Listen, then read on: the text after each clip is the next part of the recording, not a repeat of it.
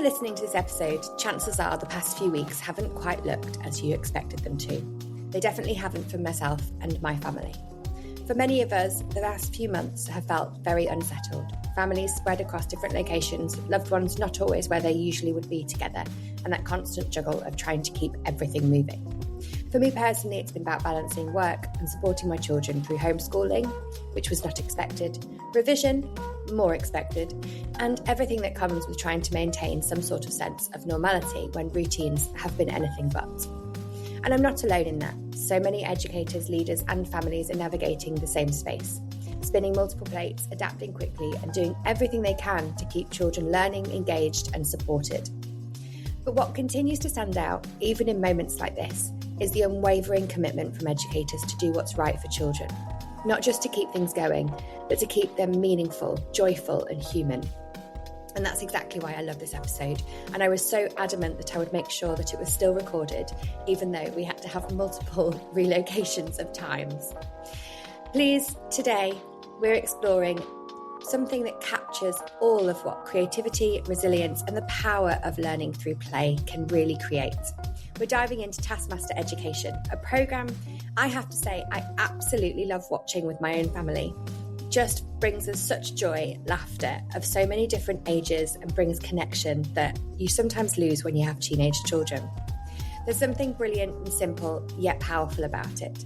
And seeing the same concept thoughtfully brought into schools, adapted for learning and yes, perhaps with a few of the naughtier bits removed, but still holding on to its magic, is just incredible. In this episode, you'll hear directly from teachers on the ground who are making this happen, as well as the team behind Taskmaster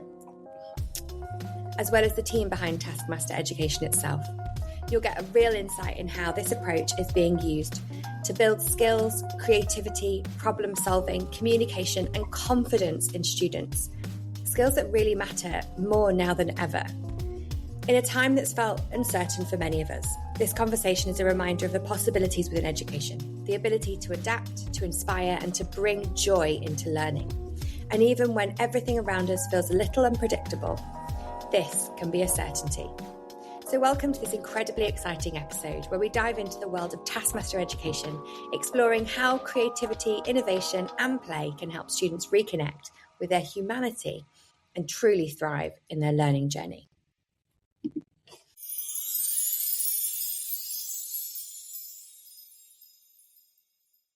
Hello and welcome to the EdTech podcast. Please, would you all be able to share a little bit about who you are, where you are, and what you do? Hi, I am Poppy. I'm the assistant head teacher in Senko at a small primary school in Wokingham in Berkshire. I am the club taskmaster for our school, and I've been running Taskmaster Club for 2.5 years now.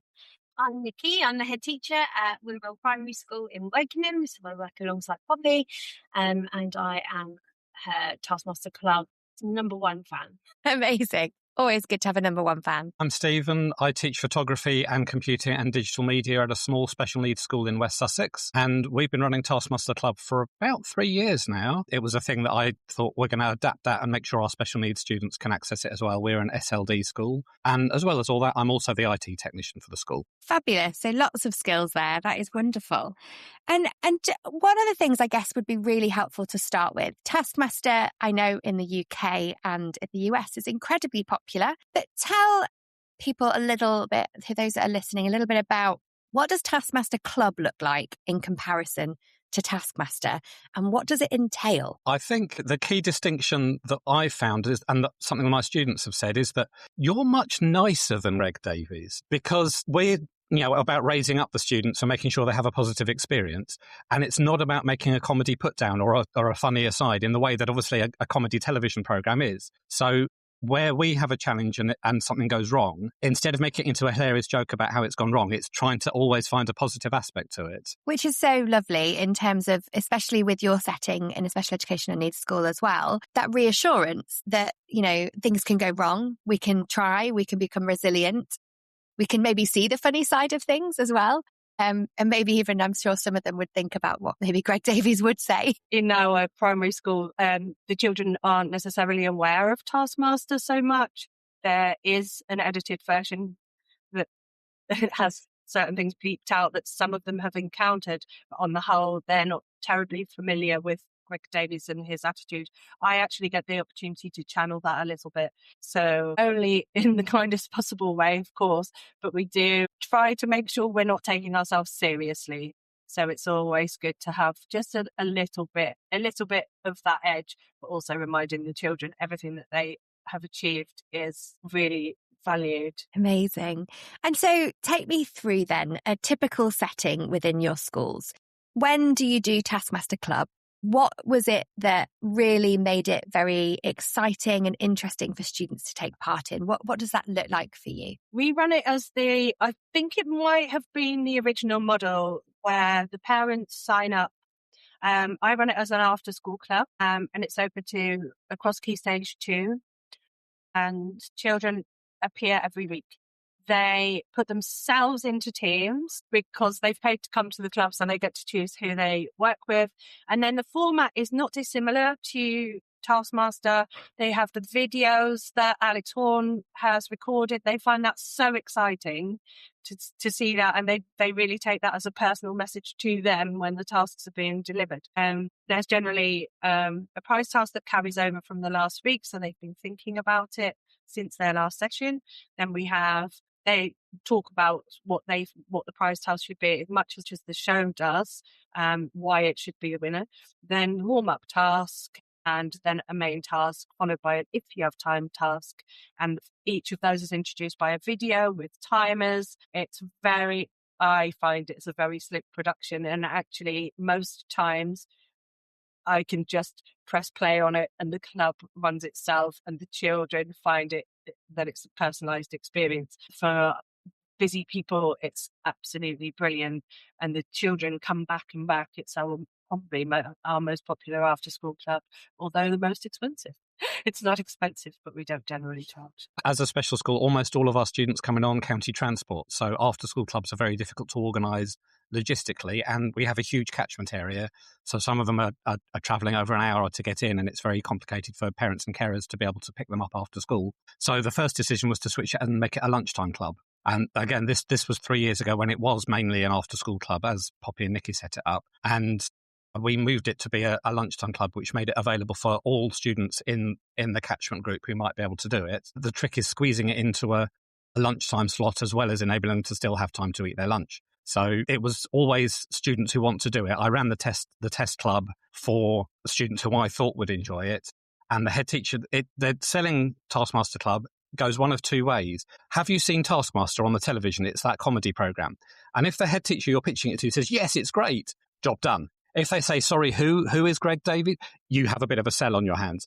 So I had to sell it to our head teacher as how it would work. But they saw the idea and she came to see the test run, and the students were hugely positive from that. And so now it's set up to run on a Monday lunch club. And as Poppy and Nikki said, it kind of runs itself once you're set up because the students know the format, they know their teams, and the videos and the timer sets it all up very neatly. Usually at the start of each task, I'll pause the timer just to reiterate the task for the students to make sure they have understood it, because sometimes some of the language is a bit complicated for them. And once I'm happy they've all understood the task and understood what they're going to do, I'll start the clock and off we go. That's incredible. And I love the fact that it has the videos. I think that's such a special part of it. Both of you have mentioned that.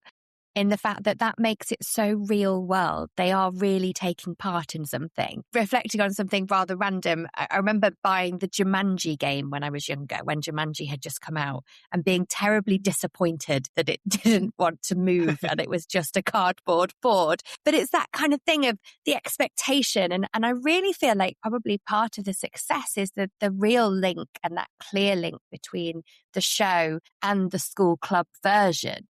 Because it really makes it really exciting to think that this celebrity that you see on TV, this person who makes up all these incredible tasks, is really asking you to do it as well. And that's quite an incredible thing. Richard, I'd love to hear about how your school puts the Taskmaster clubs on as well. We've talked about lunchtimes and after schools and how successful they are. What does it look like in your scenario? Well, we run it after school on a Thursday, with myself as the taskmaster and one of our TAs as what we call the assistant's assistant. So they come along as the kind of lowest of the low, even under Alex. And we run it on a Thursday.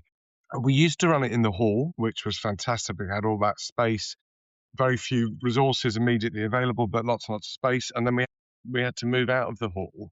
I thought, this isn't going to work in the classroom setting because it's going to be too small. But we thought, let's give it a try. And we moved it into my classroom, and it worked just as well. It worked differently, but we lost a bit of the space, but then we gained so many resources so that they were able to just grab stuff from around the classroom. Teacher in the next door classroom who was friendly to us, to allow them to pop next door and use that as a bit of an overspill, particularly preparing for the main task. So we run it over those two classes. They're able to watch all the videos nice and easily, which we didn't have in the hall. We're able to pop outside in the summer months for some of the bigger tasks. But it actually means that the tasks are so adaptable to whatever space you have. They work in the classroom, and then if you're able to go outside because it's nice, perfect. If you're able to get into another classroom, if you're able to get into the hall, it just works in whatever space you've got. It's perfect. And that's brilliant as well, because it means that so many schools set up in no matter what instance are going to be able to interact with that. Now, I love when you've just spoken there around your assistant's assistant. I've watched the short video that is on YouTube. We're going to be putting it into the show notes. I very much enjoyed the play between yourself and your assistant's assistant, which is quite interesting because Stephen was just reflecting on how the children have said it's so nice. Do you really embrace the kind of relationship, possibly not to the same standard as they do, but of that kind of characterial, jovial sort of play? Yeah, absolutely. Yeah, the thing I love about Taskmaster Club is that it's fun and it's nonsense and it doesn't matter. It's not a maths lesson. It's not an English lesson. We're able to tease each other a bit. I can say things as Taskmaster that I would never say as a class teacher, and I will say to them at the end of a task, I think lots of those were really rubbish, actually. And none of you did this and this and this, which would have been great fun, which kind of gives them ideas for the next time, the next task. And then other times you go, actually, they were all really, really good, and I'm going to find it difficult to judge between them. And so you're able to be kind of a bit cheekily honest with them because they know it's all fun, because it doesn't matter. Those children who often find it really challenging to get things wrong in a formal setting, because it's making a paper aeroplane with a blindfold on or something like that. It's not important. So you can, and I'm always ruthless about, sometimes my assistant's assistant will say, well, that team aren't doing so well for the last couple of weeks, and so they need the points for this. And I'm always, no, we've got to do it task by task. You've got to go. Yeah, these guys have done well. These guys, they haven't put as much effort into it, or they haven't put as much creativity. Because it all evens out, because you will have some tasks that the more academically able who might be doing well that week, they overthink something, or they try and be too clever with it, or because they're taught so much in class, as part of normal educational pedagogy. Take your time, consider these things, think before you do something, reflect on it afterwards, because all that's gone out the window. It enables some of the children who just work on instincts a bit better to exceed. And you'll suddenly, I've never had one team fall really drastically behind or another team go super, stratospherically ahead.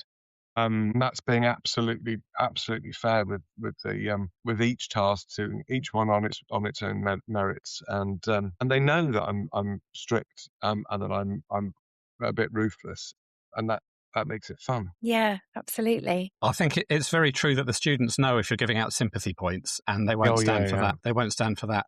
But it's the sense of fun. You're always laughing with them and never at them, and that's the important distinction. For all the activities, our students as well, who struggle sometimes with feeling they have to complete something or it has to be the best. And you have, build the tallest tower and the tower falls over 5 seconds before the end of the task. It's like, I'm afraid you've only got a 5 centimetre tower. But they accept that because it's part of the terms of the task and you've got the countdown going on. And it gives them a chance to have, to have that stress of completing something, but with it genuinely not mattering.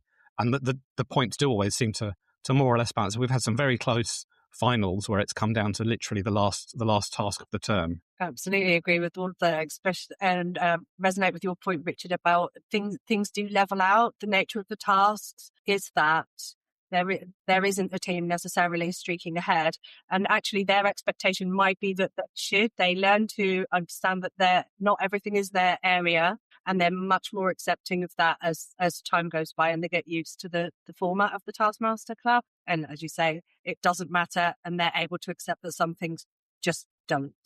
They can be fun without you having to win. Absolutely. And I think that's probably one of the real benefits of this whole format of it, in that they can see that this is happening to adults and it's a fun game show that they may have possibly seen. Some of them may not have. But actually, those really core skills that we need. I know one of the reasons that I was really keen to get an extended version, obviously post the Bet show with talking to Ali and James, was because of the skills and the really important life lessons that I feel this is really teaching children about how to be a bit more resilient or maybe not take everything so seriously.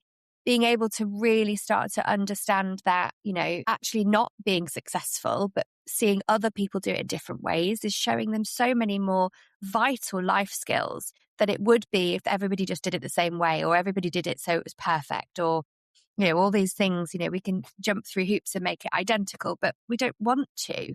We want everybody to be able to embrace what their qualities are and really learn from these skills, don't we? I'd love to know a little bit about some of those real sort of success stories that you have seen in your schools. About what sorts of things have you seen come out of Taskmaster Club? Well, we found that the students themselves have really taken ownership of it, and it's become a big community thing, because we make a little video each week which we share with our parents and carers, and we share on our Facebook page and website. It's become a thing that even people who aren't involved in want to see, and they want to see how the students doing, and how they do with it.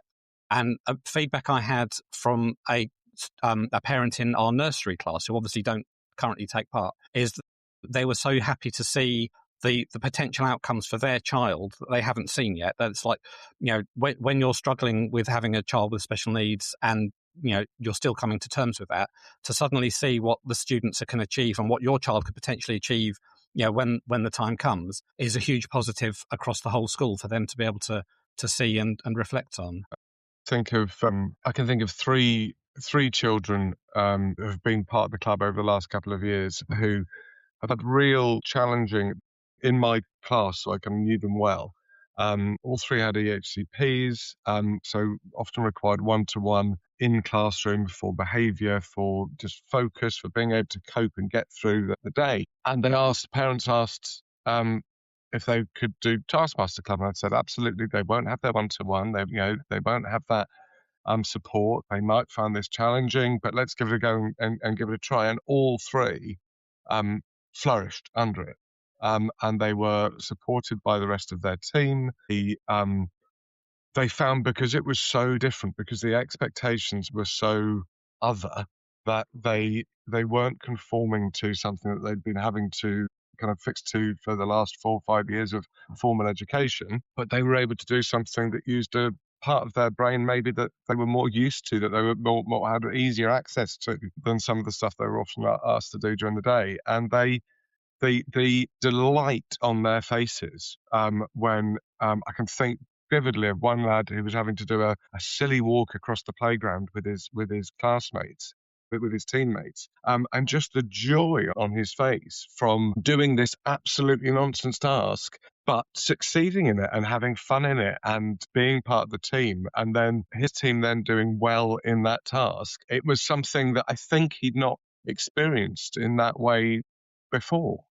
And that was just, as a teacher, was just incredible too. And then that fed back into class, because it was in the same classroom that he was having, daily lessons, and that experience and that confidence and that joy was still there in class the next day in a different context. And I was able to then pull that into, how you felt yesterday. Well, if you kind of trust me doing this maths task, or if you trust me doing this reading task, then you can get that same experience from it. And it was, joyous for me. Clearly agree, Richard.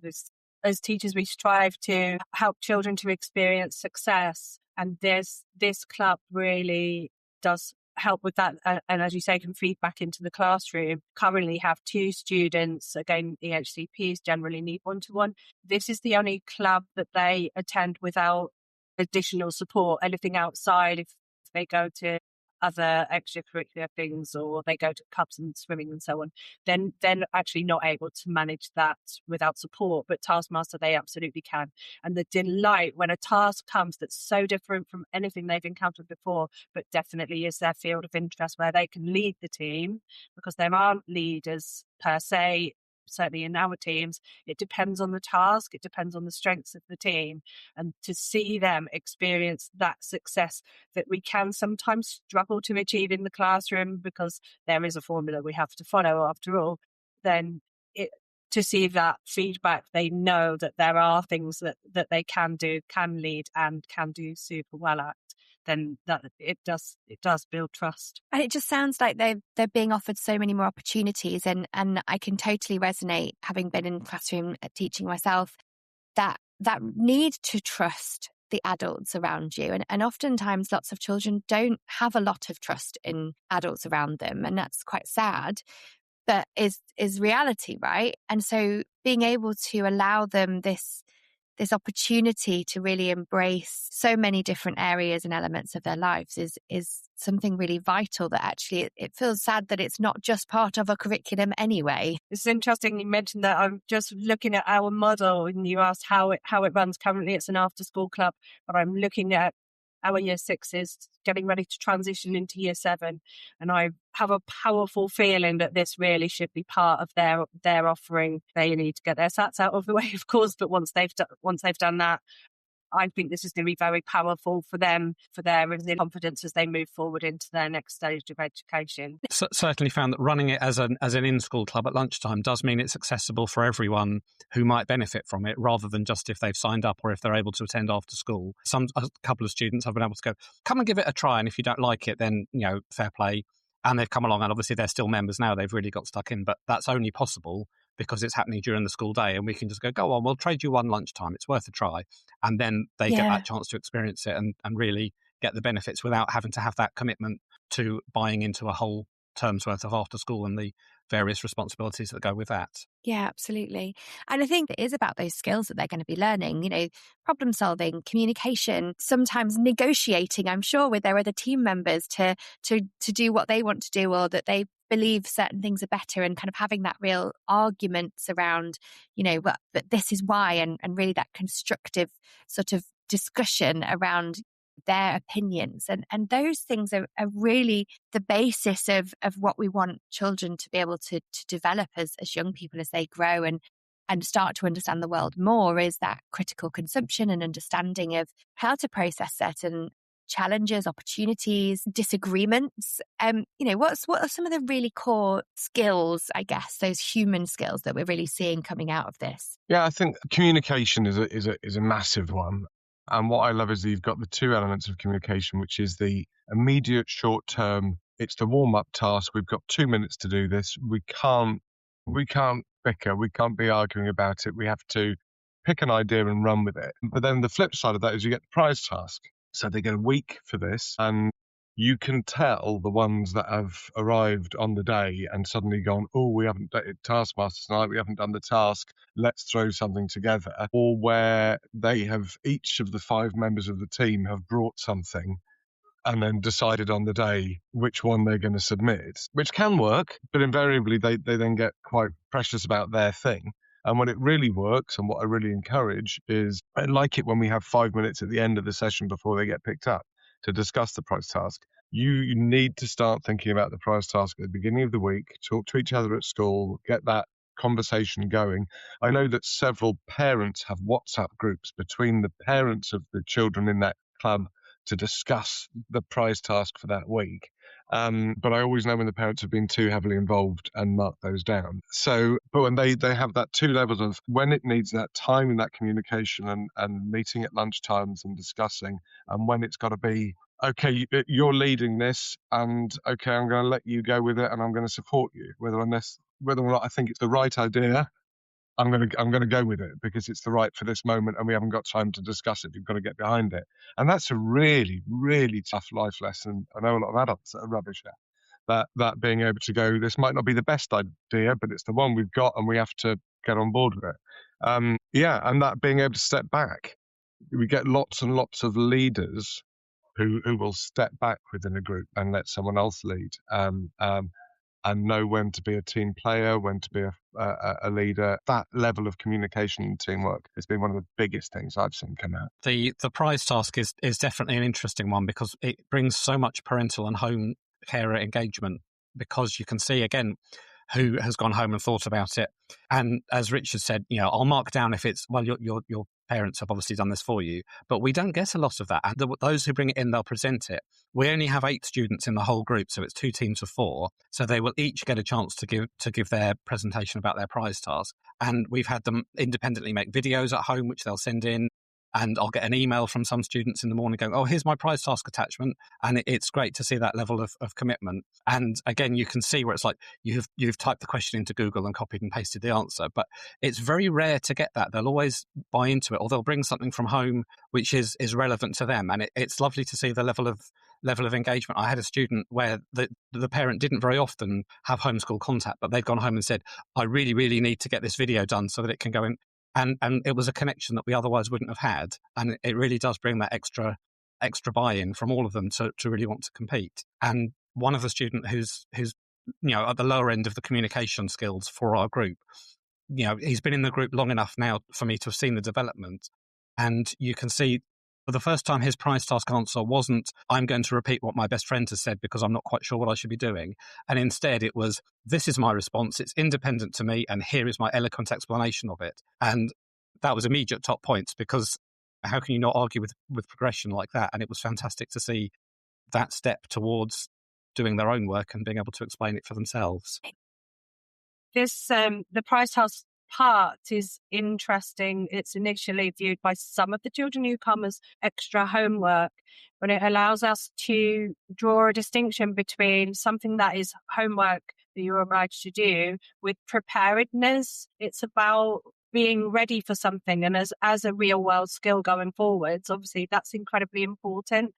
The engagement of the family, and thought with some of them there has been a discussion, maybe even a heated debate around a dinner table or something like that, is also really important. So the communication goes not just within Taskmaster Club itself, but beyond. And a lot of our parents are very enthused by prize tasks, and some of them can be, there is parental contribution. However, the children are really proud that as a family they've collaborated and they're coming to it ready, and that's a great feeling that we always celebrate when they have done that work beforehand. I'm sort of very aware how vain I am, and how anything that appeals to my sense of vanity will do well. I was the prize task of socks a few weeks ago. They'd found a photo of me on the internet and had some socks printed with my face on it, which I now always have to wear for Taskmaster Club. How cake and things like that will always do well as a prize task. So yeah, it's lovely that I do like parental involvement, but not when it's just them doing it on their own. Yeah, I feel they like definitely learn your interests. It sounds as if you may need to have a parental Taskmaster version, just maybe once a term. Bring them in. I think Like I feel like it possibly. If my son's school were doing it, I would be a little bit jealous. It sounds like an incredibly there are lots fun... of online. There's lots of online resources that they do. I mean, there's a big comic relief Taskmaster for which is tomorrow, of course. But there's lots of resources they put out that are shared tasks or team tasks that are available on YouTube from Taskmaster Education. So it is something that can be put out to the wider school community or the wider family community. Incredible, as you say, as a once a term thing. So there are ways to do that. Yeah, and there's just I noticed just this morning, White Rose have released there's a Taskmaster tie-in for a maths task, which I think parents are able to join in as well. So yeah, it's everywhere. It really is.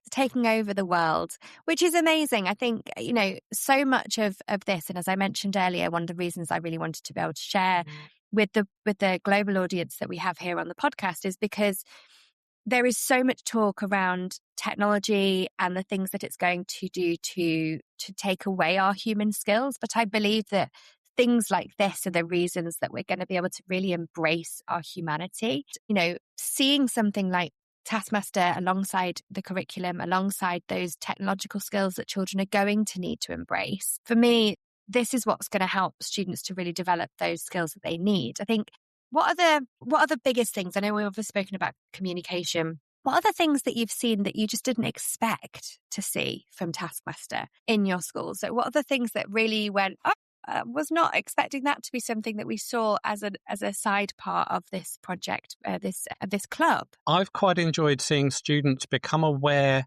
that they're going to do something silly, that people are going to see them do something silly, and that they're going to do it anyway. That sense of sort of knowing what's going on, and you can hear them sort of having a conversation about it in their teams. When if we do that, but it'll be on Newsround if we do, but it'll get the most points, and they work it out to themselves. You know, actually, it's worth just having doing the fun and having it, and that it's worth embracing that, and that sense of embracing the fun is a fantastic life skill. I love that. Yeah, and enjoying the failure. You mentioned about, you know, a tower falling down at the last minute. It's that when something goes wrong, they set up a complex system around the classroom to get a ball into a hole, whatever, and it goes wrong, and they laugh about that failure. That's that's been lovely to experience, just that, being able to laugh at themselves and not take themselves too seriously. I love the problem-solving element of it. I think that has been bigger than I expected. The way that the children are bringing forward their experiences. If their tower fell down last week, you can be absolutely sure they're going to make a more solid structure the next week. Their ways of problem-solving you can see across the weeks developing, and that's got to be a fabulous life skill to be taking forward. We can't possibly hope to teach our preschool children everything they need to know about tech and the kind of jobs that they're going to go into. It can't be done. We don't know what it is yet, but we can give them these incredible skills of problem solving, communication, that they can take forward into whatever their adult world is going to look like. Yeah, I don't think I've ever seen a task where it would have been better if they just put it into ChatGPT, because it's they're all tasks that are about knowing me and what I'm looking for, about knowing their teammates and what their teammates are capable of, and about doing stuff kind of absolutely in a minute. It's pretty technology proof as well. I would also say the other skill that I was surprised about was the persuasive language, because at the end of each task, I will sometimes give them some time to explain why theirs is best. Obviously, with the prize task, they do that, but then sometimes they will say to me at the end of a task, well, hold on, that team did X, and the task said you had to do Y. And so I don't think that teams, and I'm really careful with them about how they phrase. It's not just about saying that other teams were rubbish or not as good as theirs, but it's about saying why, if you read the text of the task, why that team didn't fulfill it, or why they fulfilled it better, or why there's a caveat that doesn't work, or a loophole that they were able to exploit. So that being able to read and analyze a text and then being able to use persuasive language to convince me why theirs was best is another really important skill. Yeah, absolutely. The lateral thinking and the rules lawyering, and being able to say, well, actually, this is what it said on the task, and it didn't say we couldn't do this, and it's like, yep, that's fine, and that I'll absolutely accept that as long as they have explained it in a way that makes it clear. They all dive for the dictionaries often at the beginning of the task. They'll rush over to the dictionary corner and have a little look through. Well, exactly what does that mean, and what does what is a tower, what is a structure or whatever. Say it with me. All of the information is on the task. So, and they get really upset if I don't give them the actual physical task. If I haven't printed it off, they'll let me know. That's a weekly ritual, is opening and reading the task. They compete for who gets to be the one to read it out. Okay, so I give each of the teams the task. There's a printable task that comes with it. I don't actually go so far as to wax seal it. I should invest in a little seal to really add authenticity. Well, I use blue tack. Oh, well, you try and colour the blue tack, and that might make it a little bit more authentic. That is incredible. I think I would like to ask one last question before we draw this to a close. It's just so lovely to hear you speaking about everything with the children and the things that they're learning and just some of those insights, especially around their confidence when it comes back into normal classrooms. I think that's brilliant. But as a Taskmaster enthusiast, what is your favourite prize task? What was the favourite task and what did the children bring? I'm going to go with the one I mentioned earlier on, the favourite thing with wings, because this was the one where the student stepped up and it was the first time they had their own clearly independently thought out answer. We had lots of regulars. We had, one of the students knows that I like dinosaurs and came in with an Archaeopteryx, and they had their own fossil, which was fantastic. But the answer that I loved was from the student who said, dragons are best because they can fly up and down and spin and catch fish. And he said that himself quite clearly, his own explanation, that's complicated language for him as well. And that was just real progress, which was just fantastic to see. Love that. And dragons are cool, so I get that. I'm trying to, there are so many. Behind my desk in my classroom, I have a Taskmaster board with various prize tasks stuck on and things that they've contributed. There's lots and lots of pictures of me that they found. They know I'm into theatre, so often they'll have, if there's something to do, one of the spellings of one of the words was theatre, that they'd had to come up with an acronym for remembering how to spell theatre, so they'd done one of those. Sometimes there's really simple things. The planets, edible planets, that was a nice one, because they'd all brought in a selection of cookies and things, and they're from different sizes, so there was lots to eat there. And I love it when they bring in edible stuff that there's just enough for me and nobody else, and I can just sit there and eat it during the session, not giving any to anybody else. But there are so many, and sometimes the simple responses are great, and my Taskmaster socks were obviously great. Yeah. It's just too many to mention. Amazing. I also enjoyed the mnemonic for the spelling. The children had done their research and found that I have never been able to, with confidence, spell the word broccoli, but they did come up with the mnemonic for that. I haven't memorized it, but I have got it stuck to a board so that I can work on it over time. Also, the ones that encourage them to bring in food. Very recently had a prize task to do with something that was named after a place, and I was delighted when someone brought a certain chocolatey orange biscuit/cake named after an ancient port called Jaffa. And yes, I was able to really enjoy those. So those, the ones where they've done a little bit extra and found out what you like, are fun. But then also the ones that relate to travels that the family have had, and they bring photographs of places that they've been, important landmarks. So again, that that a big conversation has happened at home makes that prize task even better to hear about, because the children are so enthused and they've gathered everyone's opinions. Love it.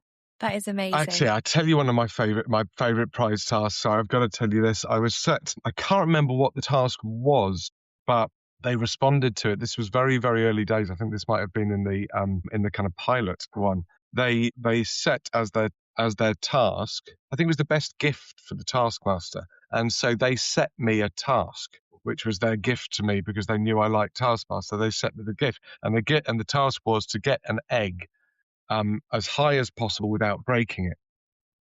And so I have a friend whose dad is a helicopter pilot, and he took an egg, wrote Mr. Eske's egg on it, and took it up in the helicopter, and we've got a photo of him, photo of the egg, which they thought was cheating, and I explained why it wasn't, and was right.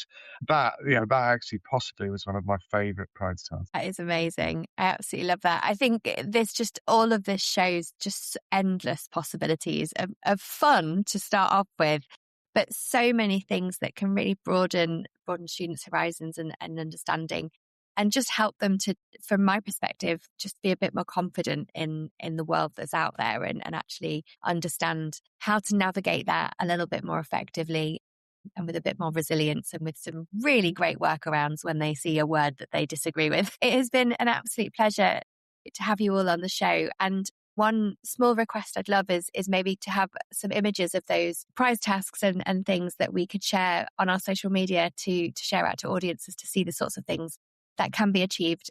and the fun that you've been having would be absolutely wonderful. But as I say, it has been fantastic talking to you. Thank you so much for your sharing your Taskmaster clubs with us. Thank you. Thank you very much. It's been fantastic. Thank you. Okay.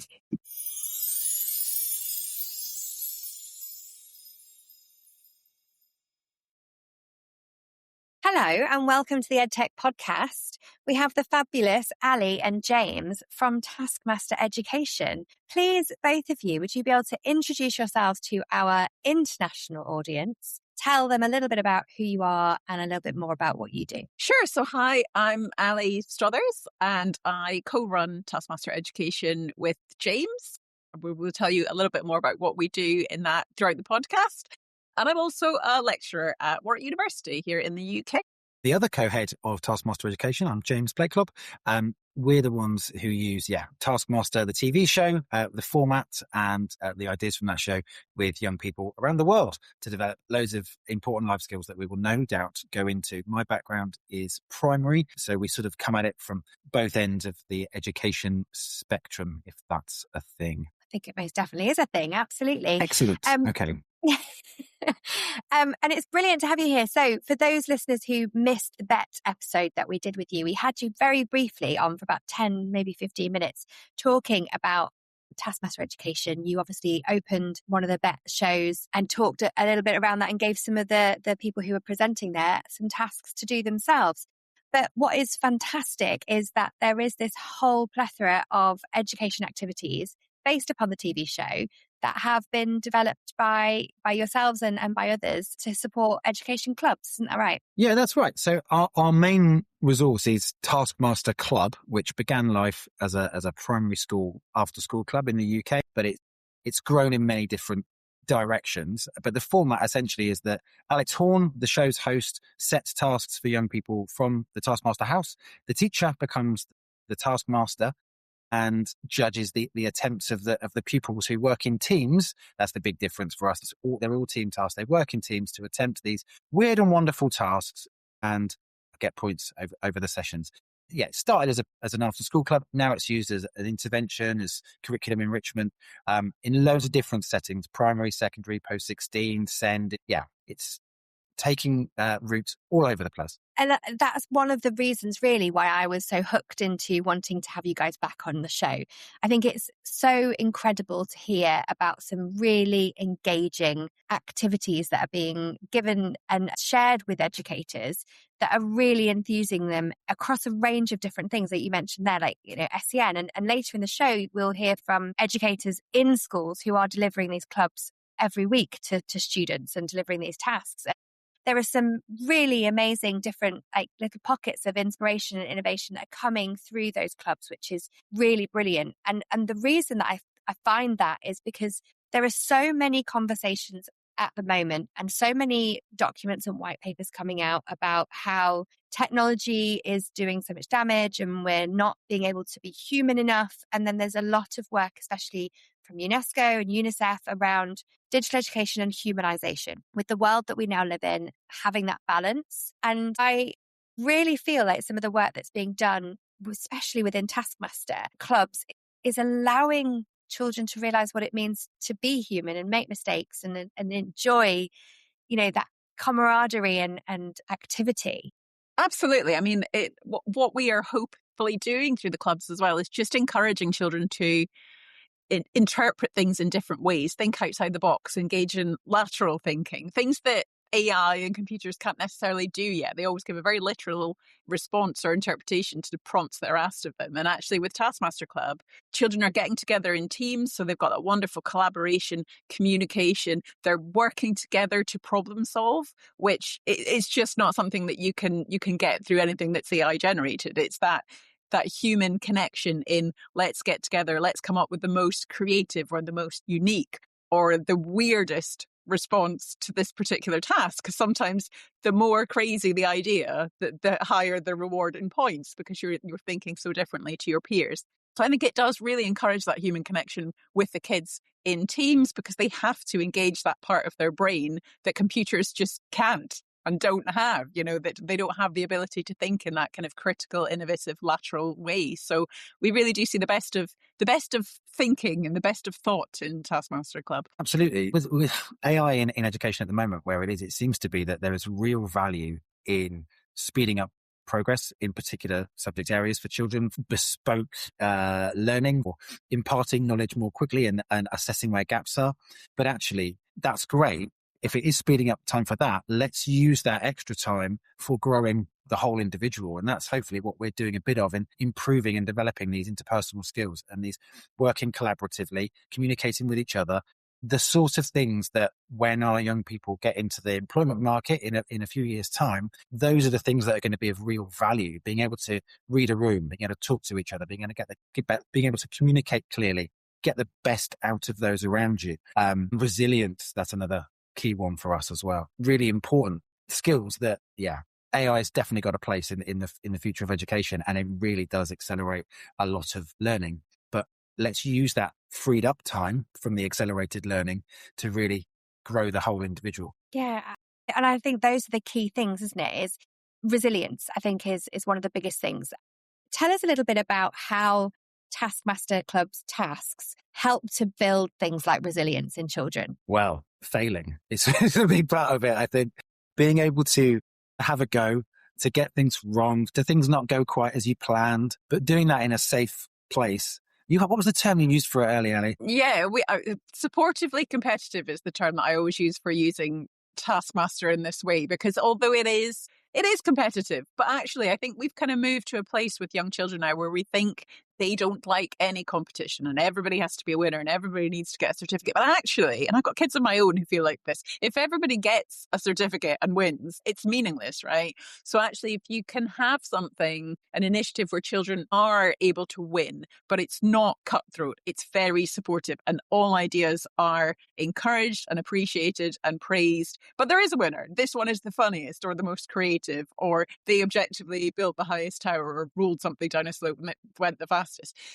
Those are the winners, but everybody else is also, they've taken part and they've brought their own ideas to the table. And, it is competitive, but it's not cutthroat, it's supportive. It encourages all children to give something a go and to have unique approaches to the tasks that they're being set. And that's really where the value is, I think. Yeah, and there is a winner, but we then quickly move on to the next task, and they might well appeal to different skill sets with different approaches. So it's never going to be from one task to the next, from one session to the next. It's never going to be the same young people that thrive and do well.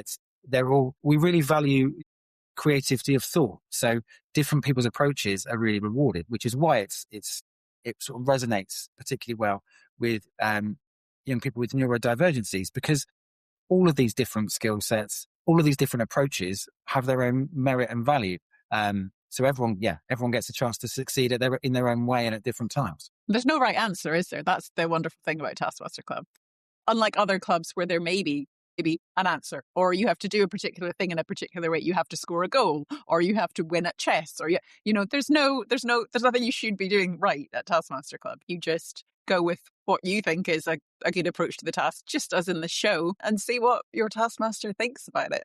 And really, that is such a reflection on real life, isn't it? Is because actually, if you have an idea and you can articulate it in a certain way and to the right people at the right time, you can be successful. And that doesn't necessarily have any demeaning on a previous thing you've done or things that you'll do in the future. It really is about how you justify and how you have thought about that. And actually, that might not be the way that anyone else has thought about it. As commonly we're aware that we see different things through different eyes, and that's totally normal. We'll all see different perspectives. So I think it's lovely that we have this kind of mix of their groups. So obviously it's not just one individual against each other, which I guess probably also helps with the teamwork and the kind of narrative of it is it's not solo. You're not on your own bearing all and feeling embarrassed. You're actually part of a team, which I assume would also help support that.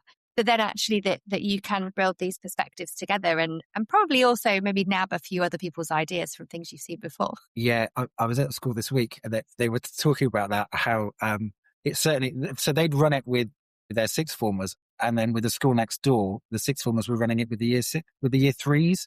So there's a real difference, but they'd done the same tasks. And one of the differences they mentioned was that the older pupils, the sixth formers, the post-16 students, were much more focused on their own idea, and they'd had an idea and they were going to see that through, whereas the year threes were much more likely to look around the room and think they've had a go at that. So it's interesting that different approaches at different age groups as well. Yeah, absolutely. And that's really lovely as well, actually, that the idea of it is ageless, isn't it?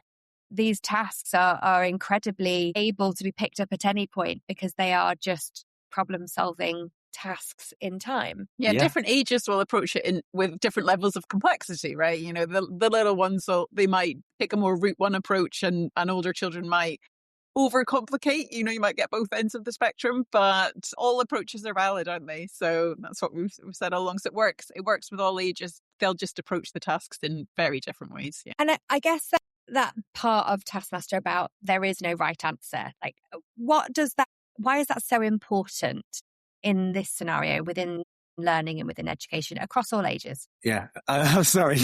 The autonomy of decision making is really, really important. There isn't a right answer. There is no expectation. In a lot of curriculum areas, there is a correct answer in maths. There is an expected outcome in a science experiment. There is the model that we're trying to build in DT. And if it doesn't look the same as this, then there's going to be an element of failure going on. Allowing individual approaches and really valuing the merits of each individual approach is developing that creativity in the young people so that they are building confidence in their own force. And like I mentioned, they will fail along the way, but it's their failure and that they can learn from and improve upon, as opposed to just getting the answers given to them or over scaffolding or lots of support. So it comes down to them making their own choices and growing for themselves. That autonomy is really important.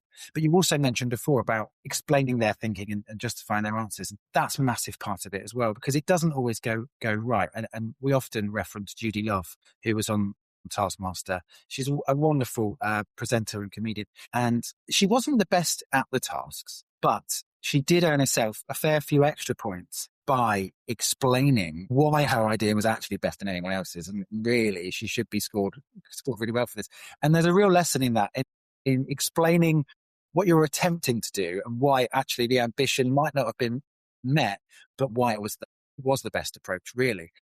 Developing those oracy skills that will be so rich and valuable as you progress through the school system, but beyond into your careers beyond. And I think as well, children are far more able to laugh at themselves than I think they're often given credit for. And it helped when we show clips from the show that are kind of heavily edited to be equivalent to a U certification. But Greg is very present in those clips, making fun of people in a playful way, in a way that, he's being a bit grumpy and he's being a bit judgmental, but you know that there's actually, it's not intended to be anything that's derogatory or really unkind. It's playful. And I think children actually appreciate a bit of playful honesty when it comes to this kind of scoring. You know, they don't want adults who are just saying to them what they want to hear. I think they do. Children really appreciate honesty far more than they're given credit for. It's same with the not being able to win this and not being able to win that. They're more resilient as little humans than many people think. Yeah, absolutely. I think it's definitely, I have a son who's incredibly competitive, and we used to play board games on a Friday evening because he just couldn't bear the idea of ever losing. And it's things like this that I know are imperative to his understanding of that. That's not how this works, and it isn't always going to be that you can be the best. And there are so many layers in children's learning, but actually for him to have realized as a child, as he was growing up, he's now 15 and still pretty much the same way, but at least he doesn't cry when he loses at Snakes and Ladders. It actually allows them to build that resilience again. We've got another word we keep using, to understand that it doesn't mean they're going to be terrible at everything, or that they're going to be terrible at it forever. They're actually it's just part of something they're learning. And we mentioned as well, failure, that permission. This sort of feels very like there's a lot of permission to do it wrong. Yeah, I think a huge amount of this is about the environment that's created as well. Some educators might look at this and it sounds terribly chaotic, and saying no to children or letting them fail might seem a bit not necessarily aligned with everyone's approach. It works best when the environment's right, when the children feel safe with the adult. The adult isn't just saying, 1 point for no reason. There's some justification behind the scoring system, and there are merits and there are areas for improvement. These young people are much more likely to be able to take feedback and learn from it and self-assess than if they're never told that, So it really is the environment that's created in the space, in that classroom, that is going to lead to the success or otherwise. And I think most children are perfectly capable of looking at something else and going, yeah, that is better than what I did. Definitely. And actually seeing it as well. And you say that justification. A lot of times there's lots of research out there as well, like with all sorts of different things, especially a lot of work I do in digital technology, but is around but I want to know why. And children just want to know why. And they are happy to go, okay, yeah, I'm not amazing at that. I gave it my best, but I can see that person's idea is better. But I also understand why mine wasn't better because you've told me, you've explained to me. So I feel like there's that level of oracy, that almost back and forth, modeling really great feedback to students, but also asking them to use justification. And oracy is such a phenomenal foundation for all sorts of learning and future skills. Yeah, absolutely. The clubs very much are about, that, as James has mentioned, really justifying your particular position and arguing for that. And it's something that I think isn't necessarily always encouraged within a classroom. It does tend to be, we're going to do this exercise. Actually, children aren't necessarily encouraged to have an opinion or to disagree with the person at the front of the room or to disagree with their peers or to disagree with the textbook.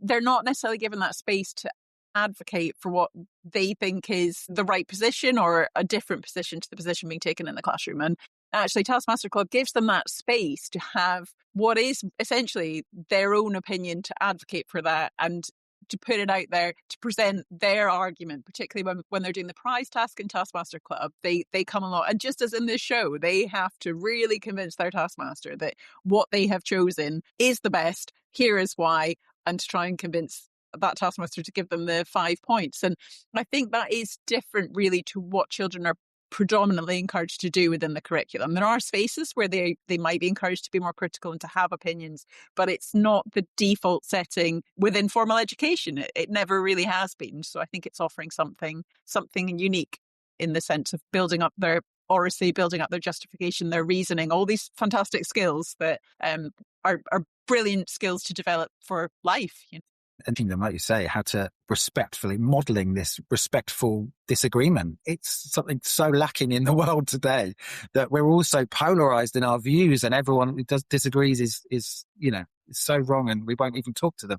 So teaching young people how to respectfully disagree can be a really powerful tool. Yeah, I think it's fundamental, isn't it? And I think if we come back to this idea of it being a world where it feels as if we're very much being taken over by technology and this conversation around it, these are the skills that, as you mentioned earlier, James, we can allow that to take away the time-consuming tasks, but really produce these human skills, these human attributes around it as to why we have done that, why we've taken that choice to use or not to use technology, to do this or not do that. And all these skills together, that these are the things that make us human and make us who we're going to be in the future, regardless of whatever job it is, especially considering the pace of change at which potentially the children that are doing Taskmaster Club right now, they might not have 1 or 2 jobs. They may have 3 or 4 different careers for their whole life, if not more. We just don't know. Absolutely. And it's about, the way technology evolves, we're never going to be able to teach them today what they're going to need in 10 years' time. It's a farce, isn't it? But we can teach them how to have hopefully more fulfilling, rounded lives. And yes, technology does allow us, it should free up time for us to interact with other humans, to live our lives, to find our passions and our joys. And hopefully Taskmaster Club is a small part of that, where they are, yes, they're going to excel at the areas that they've always been good at, but also they're going to be exposed to different areas and using that and applying their maths understanding or their music knowledge or whatever cultural understandings they have in completely different ways than they've been asked to before. So that allows them to develop these new interests and hobbies as well. So hopefully they're getting a more rounded, fulfilled life out of it. Yeah, definitely. I'd love to know if you could take one thing from Taskmaster Club that should go into everyday teaching. What would you suggest? For me, it would be carving out time to be creative, to be innovative, to play, to encourage children to learn through play and develop all those wonderful skills that really do emphasize that any contribution that they make is valuable and should be listened to. I think it's just that, like, the space to be themselves and to bring their wonderful ideas to the table, because they really do have so many of them. Yeah, and very closely linked to that, perhaps unsurprisingly, but it's not having fixed outcomes where possible. You know, an idea of what success is going to look like. There will be success criteria for a piece of writing, for a maths, whatever, but actually really celebrating different approaches, creative approaches, because we all do things slightly differently. We all will approach things in different ways, and there isn't one right or wrong answer. So it's allowing that freedom and that space and creating that environment where young people are happy to really, you know, say that thing that's just popped into their head and they don't know where it's come from, but let's get it out there and let's try and make sense of it. So not having overly fixed outcomes would be my key learning, I suppose. Absolutely. I just think it's such a brilliant concept that really plays into what we need to have within not just education, but within the world, to help people to have these skills that fundamentally are not being addressed, as we've said, by the curriculum. So I think it's really vital. And thank you both so much for kind of really spearheading it initially and obviously driving that. So it's a really great thing to have. Thank you so much for being part of that. Thank you. Thank you.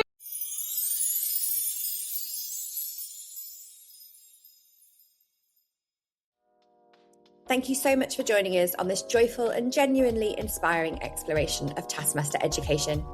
In a time where so many of us are navigating uncertainty, juggling responsibilities, and trying to keep learning meaningful for the young people in our care, this episode feels like an important reminder of what education can be at its very best. Creative, human, collaborative, and full of possibility. What we've heard today isn't just about a programme, it's about a mindset, one that prioritises curiosity over compliance, creativity over constraint, and gives students the space to think, to fail, and to laugh, to try again. And perhaps most importantly, it's about educators who continue, no matter the context, to design experiences that truly put children at the centre. What I hope this episode has sparked in something for you, whether that's simply a small idea to try in your classroom, a conversation with your team, or simply the reassurance that there is still space for joy and innovation in education, even in challenging times. Because education isn't just about outcomes, it's about resilience, nurturing collaboration, and developing those lifelong skills for the love of learning. And sometimes that starts with something as simple and as powerful as play. If you've enjoyed the episode, please don't forget to follow or subscribe wherever you get your podcasts. It really does help us grow and continue to share these stories from across the world. You can also connect with us, share your thoughts, and continue the conversation online. Until next time, keep embracing the joy of learning and keep creating a space for curiosity. Keep doing what's right for students. This is the EdTech Podcast, and I've been Philippa Wraithmell. I'll see you soon.